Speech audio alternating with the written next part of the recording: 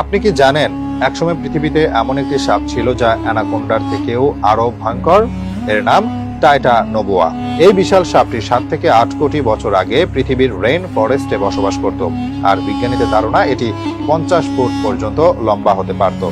Titanoboa ছিল পৃথিবীর সবচেয়ে বড় ও শক্তিশালী সাপ, যা আজকের অ্যানাকোন্ডা বা পাইথনের চেয়ে অনেক বড় এবং মোটা ছিল।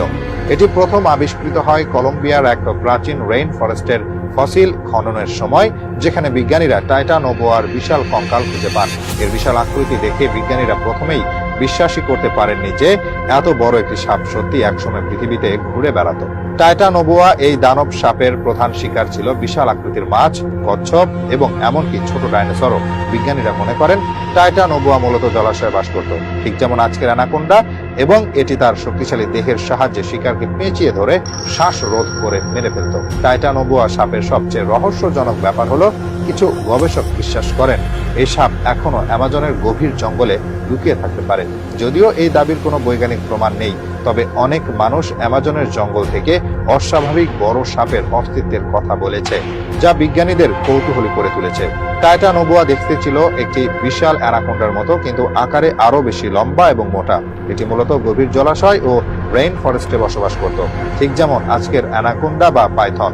তবে পার্থক্য হলো, এটি শুধু বড় মাছ বা স্তন্যপায়ী প্রাণী নয়, বরং ছোট ডাইনোসরদেরও শিকার করতে পারত। টাইটানোবোয়া তার শক্তিশালী শরীরের সাহায্যে শিকারকে পেঁচিয়ে ধরে শ্বাসরোধ করে মেরে ফেলত।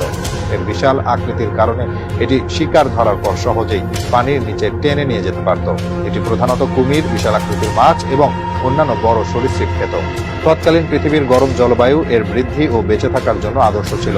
কেন টাইটানোবোয়া বিলুপ্ত হয়ে গেল? বিজ্ঞানীরা মনে করেন টাইটানোবোয়ার বিলুপ্তির প্রধান কারণ ছিল জলবায়ুর পরিবর্তন।